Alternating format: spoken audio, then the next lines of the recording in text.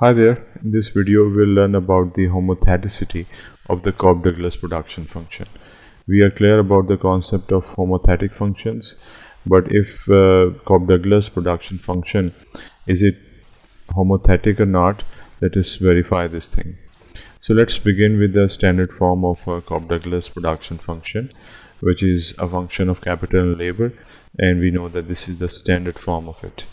It is homogeneous, we already know, and we have verified that it is homogeneous, and the degree of homogeneity is the sum of alpha and beta. Now we do the monotonic transformation of it, and there are a few ways of doing this.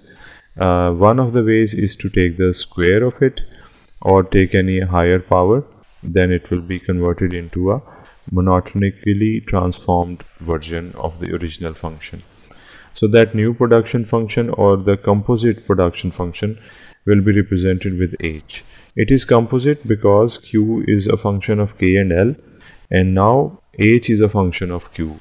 So there is a composite or function in a function situation here. H is equal to H of Q, and Q is equal, and which is equal to Q square. So we have to take the square of this Q function to get the function H. So here we did the square of Q, and expanding it we get this. Now we have to find the slope of the isoquant after the monotonic transformation, and for that we know that we will write the marginal functions of the monotonically transformed function with respect to K and L. So here we are going to use the formula and then do it in the same quotient. Here in the numerator we have the derivative with respect to K, and in the denominator we have the derivative with respect to L as guided by the slope of the isoquant formula. And one can do this very easily, that we can apply the derivative here, treat labor as a constant factor and here capital as a constant factor, and then cancel out a few things, finally get this. And secondly, we can expand this term, which is capital in the base and labor here in the base.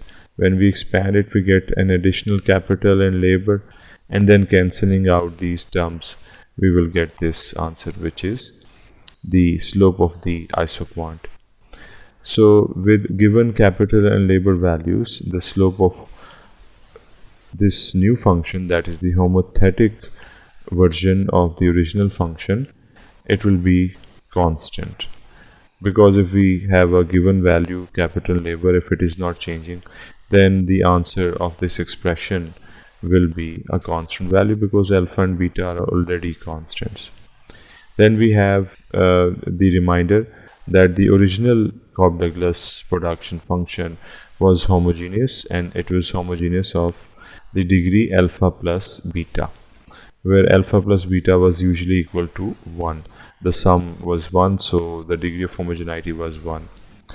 And then this monotonically transformed version H is here and is also homogeneous, as we can verify this thing, that the powers of the two variables, they are the same in terms of their coefficients, that is 2 and 2, and 2 alpha plus 2 beta accordingly will be the degree of homogeneity. You can pause the video and introduce lambda here to see that how much of the degree of homogeneity exists, and it is equal to this. So in this case, the observation is slightly different from our previous analysis, that monotonically transformed version of the original function can lose its homogeneity, but here the homogeneity is retained.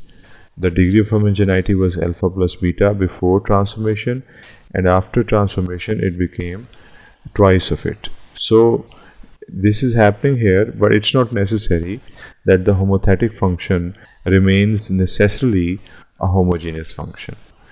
So this was about the homogeneity and homotheticity of the Cobb-Douglas production function.